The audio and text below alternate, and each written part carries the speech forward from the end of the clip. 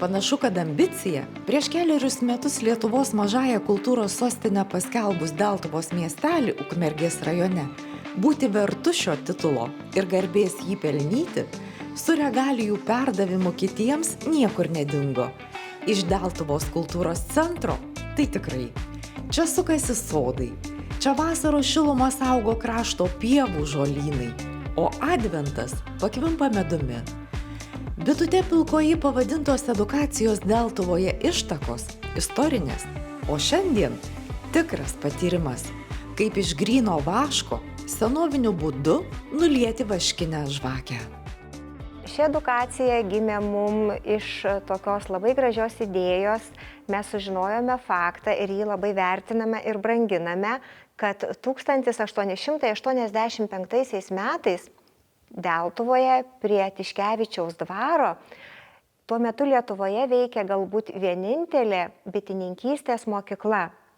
Ir toje mokykloje mokėsi lietuvių veikėja, rašytoja Gabrielė Petkevičaitė.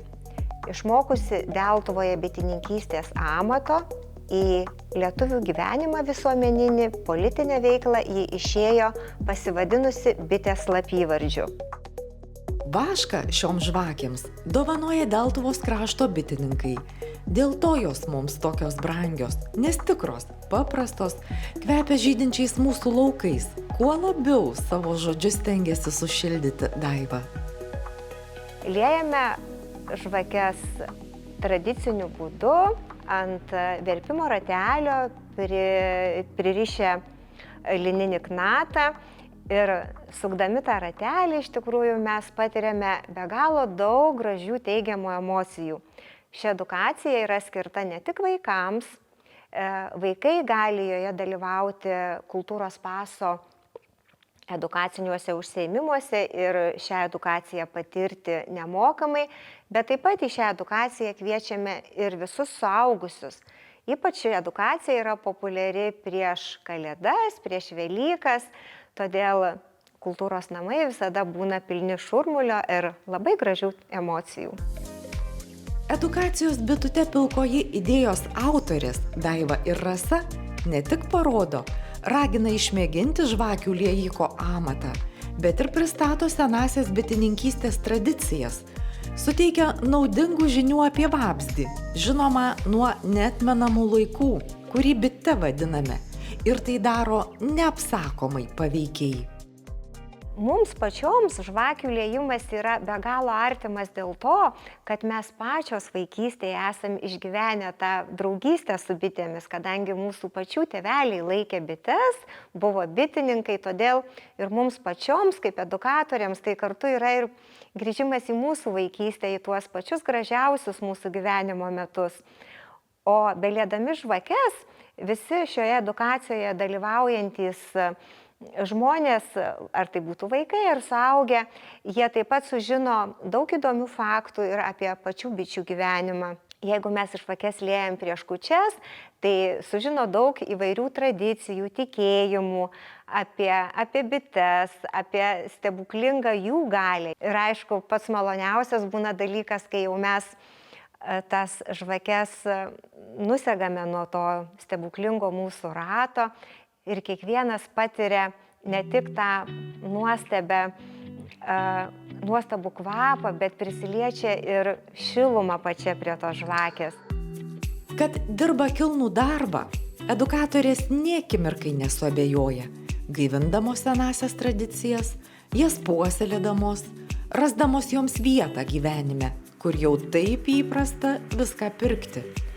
Tai neįtikėtinai daug. Ypatinga ši žvakė. Ir užburiančiu aromatu, kiekvieną įkvėpimą pripildančiu gydančio džiaugsmo. Ne veltui edukatorės vaikus patikina, dabar visą mėnesį nesirgsintys. Ir senųjų tikėjimų suteikta galia, iš kurių didžiausia bičiulystės stebuklas. O vasario 2 įvyksta dar vienas, pats svarbiausias. Žvakės senovėj buvo liejamos nuo Švento Andriejaus, lapkričio 30 dienos iki vasario 1, o vasario 2 jos buvo nešamos į bažnyčią ir šventinamos. Ir šventa žvakė, vadinama grabnytinė ar graudulinė žvakė, jau ir įgauna tų stebuklingų galių. Ir mes labai džiaugiamės, kad šitą tradiciją mes esam įgyvendinę ir pas mus Deltuvoje. Mes liejame žvakes ir vasario 2 mes taip pat nešamės į mūsų bažnyčią ir mes jas pasišventiname. Ir galim pasakyti, kad tos žvakės pašventytos tikrai mūsų kultūros namus ir mūsų šeimas saugoja. Tai pašventinta žvakė iš tikrųjų apsaugojo, senovės žmogų apsaugojo nuo negandų, nuo audrų, nuo perkūno. Galėdavo net ateitį išsiburti su graudulinė žvake, įvairūs yra tikėjimai. Ir mes kiekvienam edukacijoje dalyvavusiam žmogui pasiūlome tai išbandyti. Ir labai džiugu būna, kai mes gauname tą atgalinį ryšį iš čia dalyvavusių žmonių. Ir taip mūsų draugystė tęsiasi toliau iš tikrųjų. Tai nebūna tik tai vienkartinis kažkoks tai procesas, momentas, kad atvažiavo žmonės, pasigamino ir išvažiavo. Tas žvakių liejimas iš tikrųjų mus sujungia, kaip senoviai bitininką, bičių turėtoje sujungdavo su bite, ryšys toksai artimas būdavo. Taip dabar dalyvaujantys žmonės edukacijose taip pat tampa mūsų bičiuliais. Nes labai gerai žinomas ir dažnai vartojamas mūsų lietuvių kalboje žodis bičiulis ir yra kilęs iš tos bičiulystės, iš bendro bičių turėjimo. Tai bitė ir bitininkas. Iš to yra ir kilęs žodis bičiulis. Pasiklausykime. Kūčių vakarieniai ruošiamės ne tik mes, ruošiasi ir bitelis. Tikras bitininkas žino, kokias tradicinės apeigas savajame bityne privalo atlikti, kaip ir geras sodininkas. Koks ritualas saugos jo sodą nuo negandų ir garantuos klestėjimą. Kūčių rytą bitininkas, norėdamas pamaloninti savo biteles, padėkoti joms, nueina prie bičių avilio ir tikėdamasis kitais metais taip pat tęsis jų draugystė ir bitelės prineš jam daug medaus, apkloja šienu, užkloja šieno ir jeigu nori dar, kad kuo daugiau bitelių būtų, kad dar bitės ir spiestų, tai 3 kartus kilstelė avilį 3 kartus ir taip sako, kad kitais metais bus ne tik gausu medaus, bet ir daug spiečių. Labai gražus tikėjimas iš tikrųjų yra apie apsaugą mūsų visų sodo, pavyzdžiui, ant seniausios obelies reikia kūčių dieną, kūčių rytą uždegti graudulinę žvakę. Ir taip sakoma, kad apsaugos sodą nuo visokių šalnų, nuo negandų ir bus didžiulė sodo apsauga. Na, o apie bičių avilį taip pat nešamas yra pirmasis rugių pėdas, norint apsaugoti. Kūčių vakarą bitininkas paėmęs iš savo šeimininkės duonos kepalo riekę, atpjovęs ją gausiai apibarsto cukrumi ir eina pas biteles, nes sakoma, kad bitelės taip pat švenčia kūčias. Belaukdamos šeimininko jos nusilipdo iš vaško stalelį ir laukia bitininko vaišių. Ir sulaukia tų vaišių, kitais metais atsidėkoja gausiu medaus kiekiu. Ukmergės Dukstynos pagrindinės mokyklos antrokus į žvakių liejimo edukaciją pakvietusi mokytoja Aušra sako, motyvas čia būti per patį adventą pats rimčiausias. Ruošiamės kalėdom, laukiam kalėdų ir adventą minim kiekvieną dieną klasėje, užsidegam žvakelę ir labai tiko mums šitą edukaciją. Šiaip vaikam labai gerai patirti ir paliesti gyvai visus tuos dalykus ir ypač vašką, apie bites sužinojo daug jie ir patys pasigamino po žvakę, ne kažkokią nupirktą turės, o savo gamintą kalėdams ir svarbiausia gera nuotaika ir emocijos, girdit, kaip jie džiaugiasi. Ir iš tiesų, visi iškeliauja savąją žvakę, dailiai suvynioja į lino atraižą. Bus puikios lauktuvės namiškiams ir aišku, būtinai pasakojimas, ką pamatė, sužinojo, patys padarė. Labai patiko, labai žvakės kvepia, Čia koks, man atrodo, antras kartas, kai aš dariau žvakę, tai tikrai labai patiko, džiaugiuosi. Ar sunku buvo? Nelabai sunku, bet kantrybės daug reikia. Liejant žvakę, pravartu ir norą sugalvoti. Išsipildys ir gerą palinkėjimą draugui. Lukas sako padaręs ir vieną, ir kitą. Ir dar priduria, štai kas labiausiai patikę. Pačios žvakės patiko daug faktų apie vyčius sužinau ir patiko apie eglutę. Eglutė labai graži. Nepasiginčysi. Puiki eglutė Deltuvos kultūros centre. Nepirktiniais, pačių darytais šiaudiniais žaisliukais puošta, raudonskruosčiais obuoliukais ir žvilgančiais saldainių popierėliais. Didžiausia modernybė – elektrinės lemputės. Taip saugiau, nei vaško žvakelė žibinti. Nors senoliai tikrai mena jų liepsnelių mirgėjimą tarp žalių sakuotų šakų. Štai ir paaiškėja, kodėl Daiva ir Rasa kitai edukacijai vaikus už stalo sodina. Prasideda žolinukų gamyba.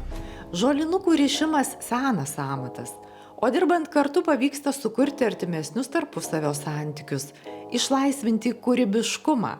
Pedagogai pasakytų, kad taip ugdoma socialinė, emocinė ir sveikos gyvensenos kompetencija, o edukatorė Daiva kitaip. Glausti gėlę prie žolelės, kartu sužinant apie vaistinguosius augalus, apie jų naudą žmogui ir žemei, prasminga. Kiekvienas mes iš vaikystės turbūt prisimenam, kai bėgom per asotą žolę ir koks tai yra puikus jausmas. Tai dabartiniai vaikai, daug kas jau šito jausmo neturi, iš tikrųjų nepatiria to jausmo. Ir nupjauta žolė, sudžiovinta jinai su įvairiais vaistiniais augalėliais atkeliauja pas mus į kultūros namus. Ir mes su vaikučiais rišam tuos senovinius žaisliukus, žolinukus. Rišdami kalbamės apie įvairius vaistinius augalus.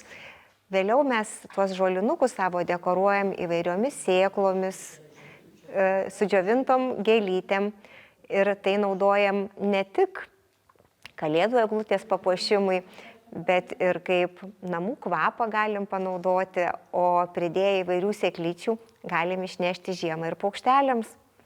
Tai toks mūsų darbas yra gražus, prasmingas su žolinukais ir manom, kad šitokiom veiklom mes iš tikrųjų aktualizuojam labai ir šių dienų tokią idėją ir problemą, kaip mus kamuojanti besaikį vartojimą ir prisidedam prie tvarių idėjų populiarinimo. Žolinukas – originali kalėdų eglutės puošmena, unikali dovana. Apskritai visos gamtos dovanos neįkainojamos, todėl deltuviškės edukatorės nuolatinėse paieškose minties ir augalo, galinčio ją įkūnyti. Arba atvirkščiai. Mes faktiškai visas medžiagas ruošiamės per vasarą. Arba mūsų būrelio moteris, sodų rišėjos, ar mes pačios kaip darbuotojos visą vasarą renkam žolynus, juos džiovinam, nušienautą žolę taip pat džiovinam, ją laikom, vėdinam ir atėjus laikui naudojam visas gamtinės medžiagas, nes mūsų kultūros namuose iš tikrųjų mes naudojam visas ekologinės priemonės, ekologiškas priemonės ir visa, kas yra iš gamtos. Nes veikiame, mūsų skyrius veikia toks kaip, daugiau kaip edukacijų centras iš tikrųjų ir visus norim supažintinti su tom senojom mūsų tautos tradicijom, jas atgaivinti ir populiarinti. Deltuvos krašto moteris renkasi į šiaudinių sodų rišimo užsiėmimą. Greičiau gal susiejimą, mielą širdžiai, atgaivą, minčiai, akims. Kiekvienas toks pirštų panerimas į rinktinį auksą, prisiminimas to, kas dar gyva Lietuvos kaime, o vėliau ir priminimas kitiems. Tai iš tikrųjų tikrai yra lietuviškas auksas, be galo daug jame šilumos, sudėta labai daug meilės. Tiesiog, jeigu norint susirišti sodą, tai reikia rišti tik tai labai geros nuotaikos, ir tuo pačiu su visais gražiausiais palinkėjimais, kiekvieną mesgelį užmesgant, palinkėti palinkėjimą. Na, tai yra tiesiog mažas stebuklas, kuris sukasi virš mūsų. Manoma, kad aukso spalvos stiebuose yra sukaupta daug saulės energijos ir į namus jie atneša laimę bei harmoniją. Etninės kultūros tyrėjai soduose įžvelgia simbolinę erdvinio pasaulio modelio idėją. Sodas simbolizuoja pasaulį, dangų, rojų, dausas. Sodas ne tik atvaizduoja kosminę darną, bet ir ją kuria. Ir rišamas jis neeiliniams gyvenimo virsmo įvykiams, vestuvėms, krikštynoms. Vaikui gimstant mama surišdavo ir pakabindavo virš lopšio, kad tas sodas suktųsi ir nutrauktų visas blogas energijas. Jeigu ateidavo piktas žmogus, tai tuo atkreipdavo dėmesį į sodą. Ir automatiškai visą pyktį atiduodavo sodui. Ir vaikelis būdavo saugus. O tuo pačiu būdavo vestuvėms, krikštynams ir rišami sodai, auginami, dabar sakoma. Šiaudiniai sodai – viena įspūdingiausių lietuvių paprotinės dekoratyvinės dailės rūšių. Tai tūriniai griežtai geometrinės formos šiaudų dirbiniai. Labiausiai mėgstama sodų pavidalą sudaro oktedras – dvigubos to paties keturkampio pagrindo piramidės, kurių viršūnės simetriškai nukreiptos į priešingas puses – viršų ir apačią. Pats tas smagiausias dalykas, kaip man, tai yra paukščiukų rišimas, nes tai yra atbudimas, atgimimas, tai yra žinia ir visa tuo susijungia. Ir pagrindė, kai rišu sodus, visą laiką atkreipiu dėmesį į tai, kad būtent kam rišu, su to mintim ir tas sodas ateina į gyvenimą. Tautodailininkės Rasos Laskauskienės suburtų Deltuvos krašto moterų sodų rišėjų sukurti darbai nuolat veikiančioje ekspozicijoje puošia Deltuvos kultūros namus, taip pat čionykščių senelių namus. Rasa Laskauskienė ir Daiva Stimburienė yra asociacijos Dangaus sodai, vienijančios Lietuvos sodų rišėjus narės. Su savo užaugintais sodais dalyvauja tarptautinėje Vilniaus moterų asociacijos rengiamoje Kalėdų labdaros mugėje. Nors sodo rišimas grina matematika šypsosi, dviejų vienodų tiesiog nėra. Jeigu čia pasižiūrėtumėt, irgi nerastumėt nei vieno vienodo sodo. Vis tiek kažkuris šiaudelis ilgesnis, kažkuris trumpesnis, kažkur paukščiukas, kažkur angeliukas. Tiesiog jie savaime skiriasi vienas nuo kito. Sodas iš rišėjo reikalauja begalinio kruopštumo, kantrybės, ramios sielos būsenos. Ar kiekvienas gali būti rišėju? Tikrai ne kiekvienas gali būti virėjas, nes labai daug pabando ir tiesiog negrįžta prie to. O kitą tiesiog prikalbinė, kad ateik rišti ir suriša ko puikiausiai ir labai džiaugiasi. Džiaugiasi ir Staselė, šitą amatą pažįstanti nuo vaikystės. Reikėdavo mokyklo neštis žaisliukus, kaip anksčiau tų žaisliukų nebuvo gatavų. Taigi mes tada darom, mes tos, kas iš popierius, kas iš šiaudų. Mano mama, tai žvaigždės, mama žvaigždė darėm, tai reketukus darėm. Moteris Staselę charakterizuoja trumpai ir taikliai, jauniausia iš mūsų visų. Ji, kaip visada, juokiasi. Ir jai ne tik įdomu čia būti. Daugiau. Kaip išėjau į pensiją, tai šitą man pasiūlė Rasytė šitą į būrelį. Tai mes įdalyvaujam čia. Laiko praleidimas labai smagu, kai senatvė yra užimtumas. Nėra kada sirgti, nėra kada bedavoti. Čia yra mano irgi daug pridėta čia yra. Tai stengiuosi, labai patiko man šitas dalykas. Būtent Staselė šeima šiems meno kūriniams užaugina rugius. Juos nukerta, išdžiovina. Sunkus tai darbas. O sodą rišti sunku? Nesunku visai, tik darbo daug reikia įdėti, kad kol susikarpai, kol pasiruoši tam, žinoti, reikia vienodas, kad nebūtų ilgesnis ar trumpesnis, jau pagal kitus turi vienodas būti. Ir vienu žodžiu galim ir ilgesnių šitą, nu, daroma formų visokių šitą. Jau šiaudas pats karpai ir kad ir galvoja, kad oi, dar čia dar kažką kitą, jau pagrindą kai padarai. Kad sukurtum pasaulį spindintį džiaugsmu, srūvantį ramybę, taikų, laimingą, saugų, turi būti pilnas, nes iš tuščio neįpilsi, tars Rasa. Meilė gamtai, augalui, dėkingumas, ramybė, džiaugsmas, gali vardinti ir vardinti visus dalykus. Ir aišku, savame didžiulis noras. Aš tiesiog, kaip aš sakau, dėkavoju protėviam, seneliam, tėvam, kad aš esu tokia. Tikrai yra už ką dėkavoti etninės kultūros puoselėtojams Deltuvoje, Ukmergės krašte. Talpus, svetingas jų dvasios rūmas.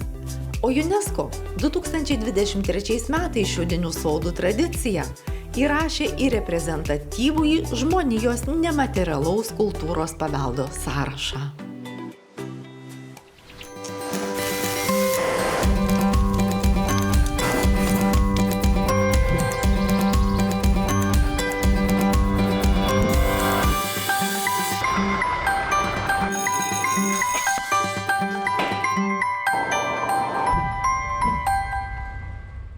Projektą iš dalies finansuoja Medijų rėmimo fondas.